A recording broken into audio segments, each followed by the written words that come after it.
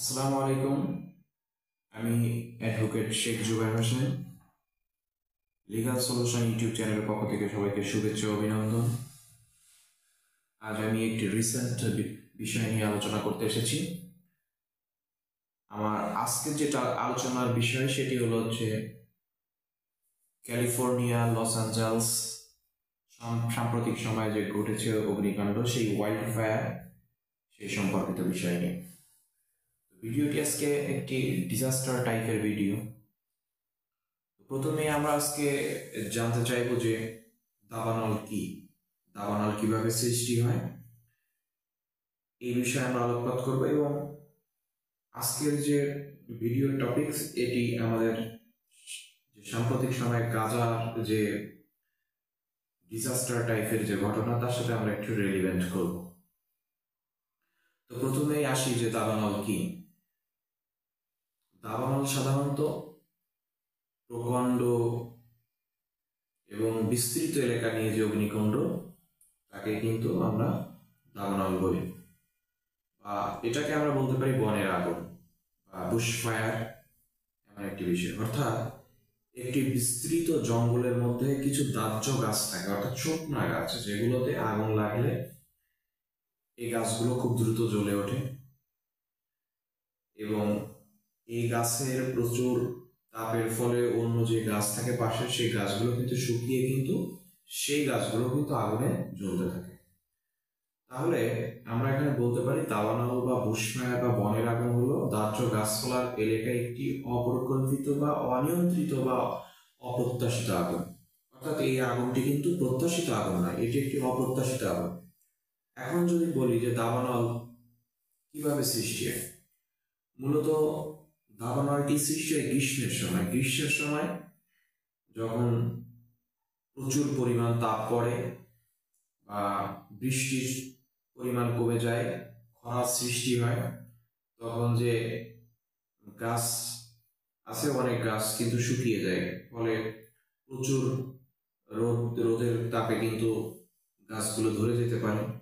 অথবা অনেক সময় দেখা যায় যে বজ্রপাতের ফলেও কিন্তু আগুন ধরতে পারে, দাবানলের আগুন। অথবা অনেক সময় মানুষের অসাবধানতার কারণে কিন্তু এই আগুন কিন্তু বনে জঙ্গলে ধরতে পারে।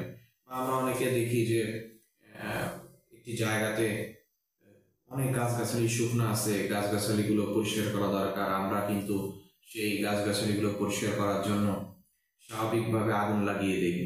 সেই এখান থেকেও কিন্তু অপরিকল্পিতভাবে কিন্তু এই আগুনটি লেগে যেতে পারে, বা অসচেতনতার কারণে কিন্তু আগুনটি লেগে যেতে পারে। তো এইভাবে দাবানলের সৃষ্টি হয়। এখন বিষয়টা হচ্ছে যে এই যে দাবানল ক্যালিফোর্নিয়া বা লস অ্যাঞ্জেলসে হলো, এই দাবানলের ফলে কি হয়েছে?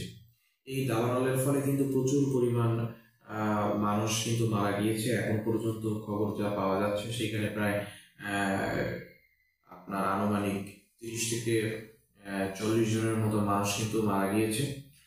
তাছাড়া 1,80,000-এর মতো মানুষ কিন্তু এই লস অ্যাঞ্জেলস থেকে কিন্তু তারা কিন্তু ছেড়ে চলে গেছে। তাদের নিজস্ব যে থাকার জায়গা, সেই থাকার জায়গাও কিন্তু তারা পরিত্যাগ করে কিন্তু সেখান থেকে চলে গেছে। অর্থাৎ তারা কিন্তু বাস্তুহারা, নিজের বাবার বসত ভিটা, তাদের শত বছরের পুরাতন সেই মাতৃভূমি, তারা কিন্তু সেখান থেকে ছেড়ে চলে গেছে। এটা যদি আমরা রেলিভেন্ট করি, তাহলে এই ডিজাস্টারটা কিন্তু আমি যদি বলি গাজার সাথে কিন্তু খুব মিলে যায়। এটা যদি কম্পেয়ার করি, it's very much relevant to the disaster of গাজার সাথে কিন্তু এটা মিলে যাচ্ছে। কিভাবে মিলে যাচ্ছে দেখেন, যখন গাজাতে আপনার ইসরায়েল আক্রমণ করলো, ইসরায়েলের যে আপনার, আমি যদি বলি এদেরকে যে ভূমিদস্যু, দখলদার বাহিনী বলবো না, এদেরকে আমি বলবো ভূমিদস্যু।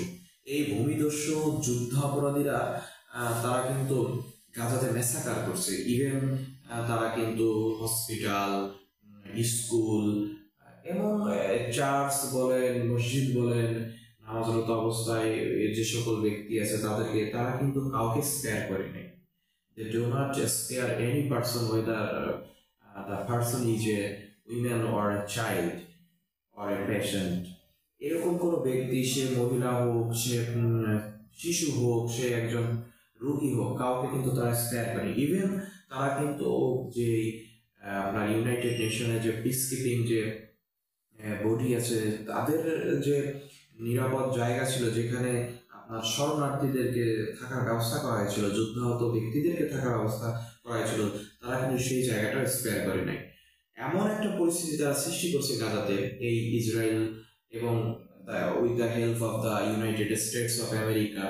ইসরায়েল কিন্তু আমেরিকার হেল্পের কারণে কিন্তু তারা এরকম বিশৃঙ্খল বা এরকম আপনার বিভীষিকাময় ঘটনা কিন্তু তারা ঘটাতে পেরেছে। তারা আমেরিকার আপনার বিলিয়ন বিলিয়ন ডলার কিন্তু তারা সাহায্য পেয়েছে, যার ফলে কি হয়েছে, আপনার লক্ষ লক্ষ মানুষ কিন্তু গাজা থেকে তারা বিতাড়িত হয়েছে। তারা তাদের নিজের মাতৃভূমি থেকে তারা কিন্তু আপনার চলে যেতে বাধ্য হয়েছে, আর অনেকে নির্বিচারে কিন্তু হত্যার সম্মুখীন হয়েছে। প্রায় আপনার বলতে গেলে যে 1 মিলিয়ন 2 মিলিয়নের মতো মানুষ কিন্তু গাজায় কিন্তু মারা গেছে এই কিছুদিনের মধ্যে। 2 ইয়ার্স, এই 2 বছরের মধ্যে প্রায় around 2 million people were killed, সেখানে কিন্তু মারা গেছে।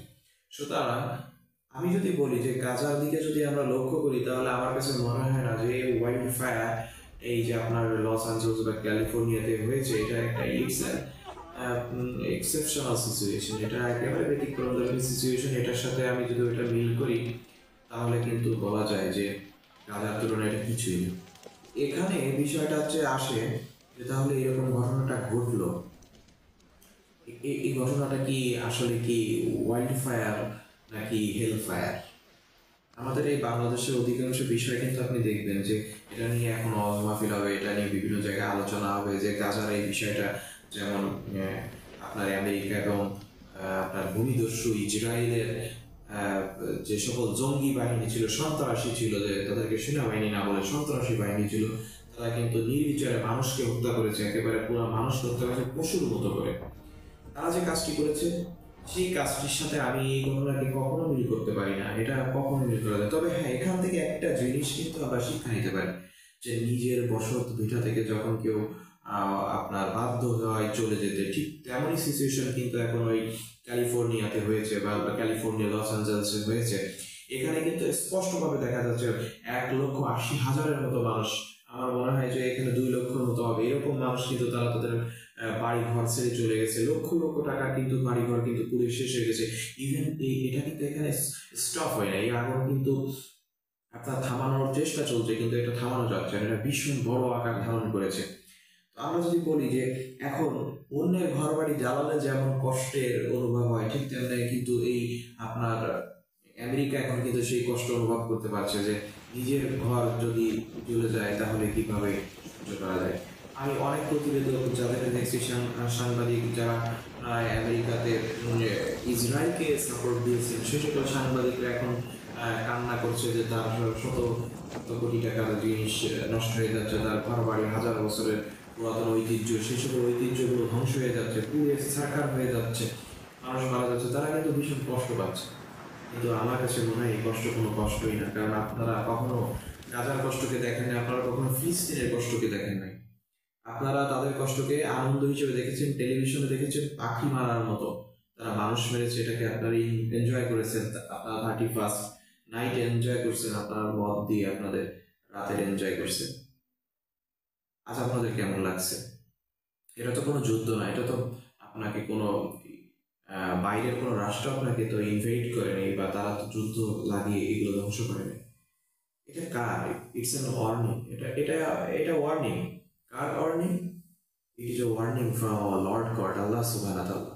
আল্লাহ তাআলা আপনাদেরকে সুযোগ দিচ্ছে যে যে পথে আসো, that's not the right track, please come back, ফিরে আসো।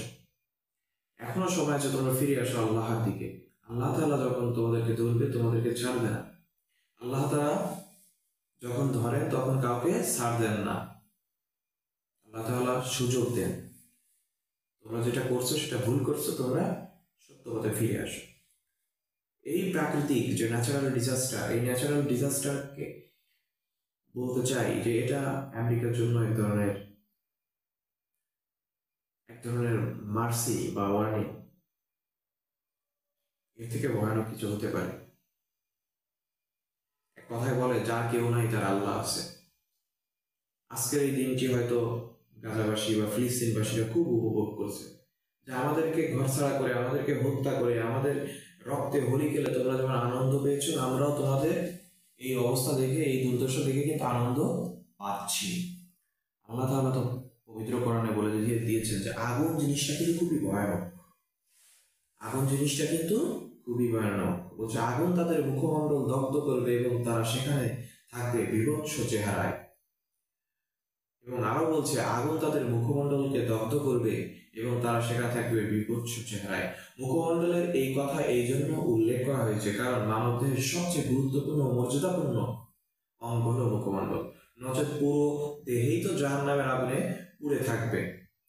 শব্দের অর্থ হলো ঠোঁট জড়ো হয়ে দাঁত বেরিয়ে যাওয়া, ঠোঁট যেন দাঁতের পোশাক। যখন জাহান্নামের আগুন ঠোঁট সংকুচিত ও জড়ো হয়ে যাবে তখন দাঁতগুলি প্রকাশ পাবে এবং তার ফলে মানুষের চেহারা হবে বিভৎস ভয়ানক। এরা এরা ওই জাহান্নামের আগুনে পড়বে। আমি বলি এরা জাহান্নামের আগুনে পড়ছে, এটা hell fire, not wild fire. সূরা মুমিনুনের মধ্যে আল্লাহ তাআলা বলছে যে আগুন তাদের মুখমণ্ডল দগ্ধ করবে এবং তার বিভৎস চেহারা নিয়ে তার ভেতরে দাঁত কটমট করতে থাকবে। The fire will swear their face and they therein will have not a smile. আল্লাহ তাআলা বলছে। তো আল্লাহ তাআলা আপনাদেরকে, এই যারা আপনারা লস অ্যাঞ্জেলস বা ক্যালিফোর্নিয়াতে আছেন, আপনারা যারা গাজাকে নিয়ে আনন্দ করেছেন, গাজাকে নিয়ে ধিক্কার জানিয়েছেন, তাদের রক্তে হোলি খেলেছেন, তাদের রক্তের হোলি খেলাকে সমর্থন করেছেন, তাদের জন্য এই আগুন জাহান্নাম। স্পষ্টভাবে তাদের জন্য এই আগুন জাহান্নাম। এটা ওয়াইল্ড ফায়ার না, এটা হেল ফায়ার। আল্লাহ তাআলা আপনাদেরকে সঠিক বুঝ দান করুক। ভালো থাকবেন, সুস্থ থাকবেন।